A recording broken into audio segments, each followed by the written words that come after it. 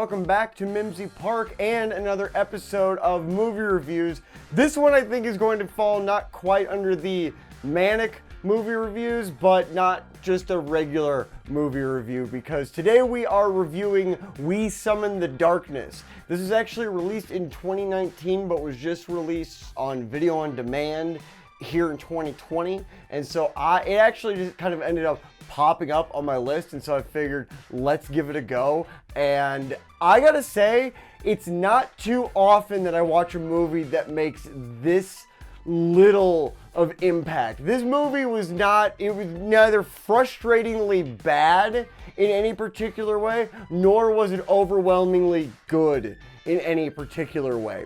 We Summon the Darkness is directed by Marc Meyers, who also did My Friend Jeffrey Dahmer, or My Friend Dahmer. I haven't watched that one either, so I don't really know how that one was. I've heard it's better than this.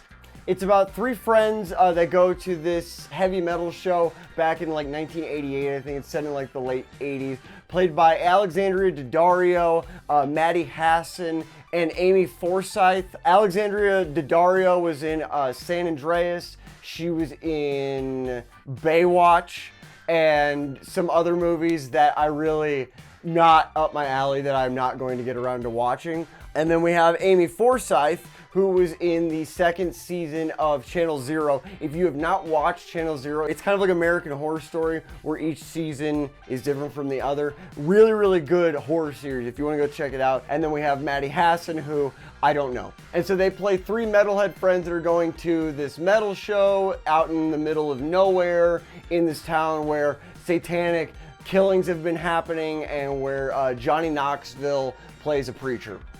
That's what we have here with We Summon the Darkness. And it's about them going to this metal show where they meet these three guys who they become friends with in a series of ways that no one becomes friends. Like, the first time they encounter these guys is on the way to the show, and one of the guys throws a chocolate milkshake at them out the car, and they have to pull over to the side of the road real quick.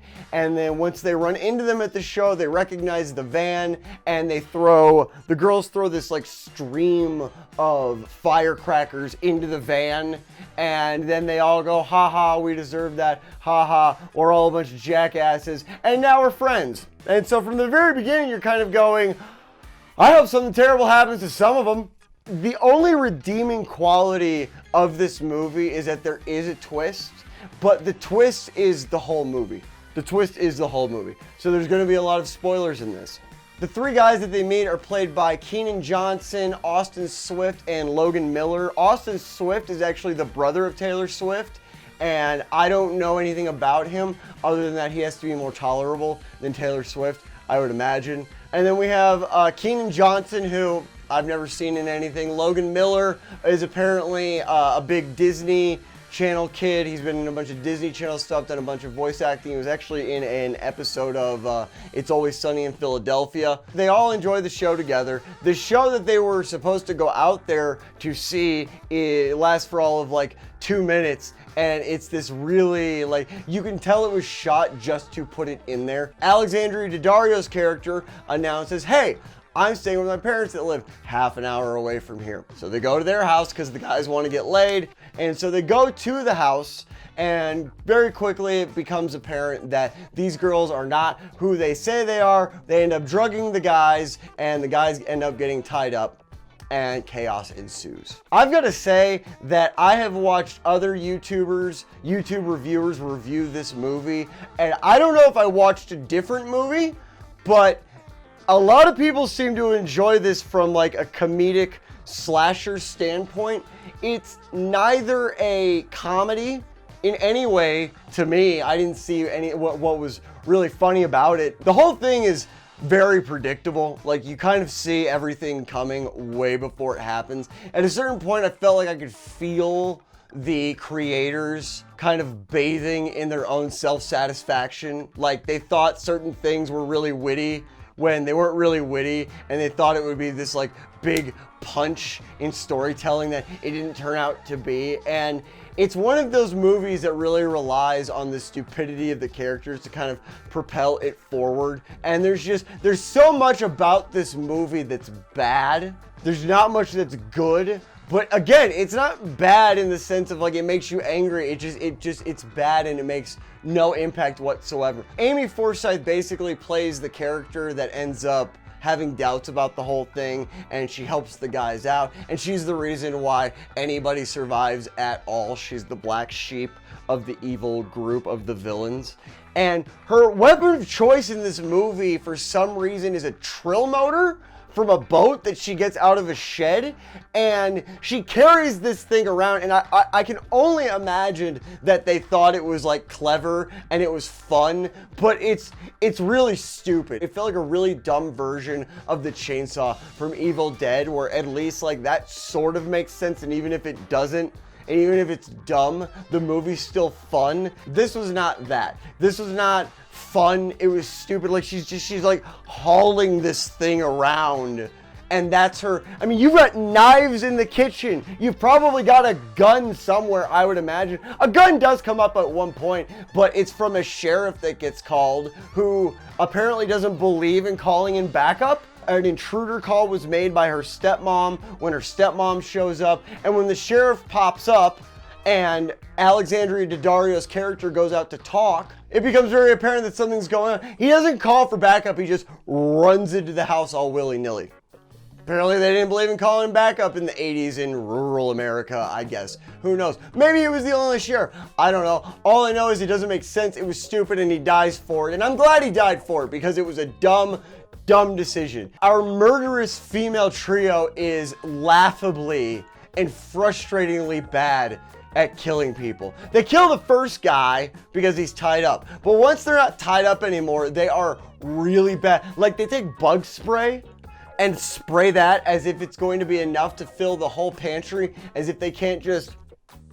These girls are really, really bad at killing people. Eventually we do see Johnny Knoxville's character towards the end. You see him on like a TV at one point, but you see him really towards the end. It becomes apparent that he's a bad guy and that he's behind all the killings, which you can pretty much see coming if you know anything about movies. I just felt like this movie just jumped from one expectation to the next. I feel like Alexandra Daddario almost oversells the whole crazy thing. Like, I know she's supposed to be crazy, she's supposed to be a lunatic, whatever, but I just feel like she oversells it. Amy Forsyth's character, it was just dumb.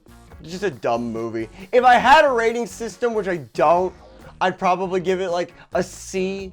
Like, this could be playing in the background and I wouldn't even notice. At least if it were like a D or an F, I would still notice it. If it were an A or a B, I would still notice it. But this movie falls so in the middle that I don't know what happened.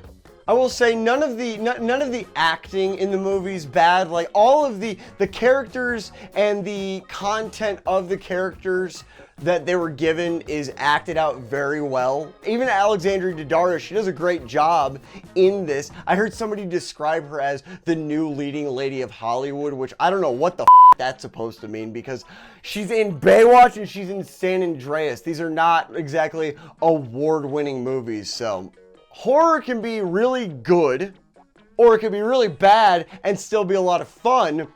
But again, this just falls so in the middle. Like, it doesn't feel like they really committed to any one aspect of this movie. So I would say go check out We Summon the Darkness. It's not terrible. Some people are saying that it's got the gore of a slasher. It absolutely does not.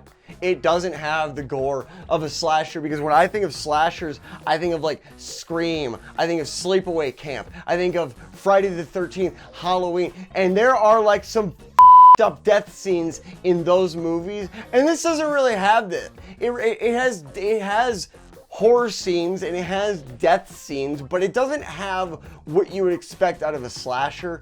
Maybe if you were like taking it easy on the violence and the gore, maybe then you could call it a slasher, but that's not what we watch slashers for. All in all, not a bad horror movie. Not great. I mean, I wouldn't recommend it, but only because it's the Halloween season and there are tons of movies to choose from, tons of classics, and just for the record, I am so happy that it's Halloween. I think we all really need Halloween right now.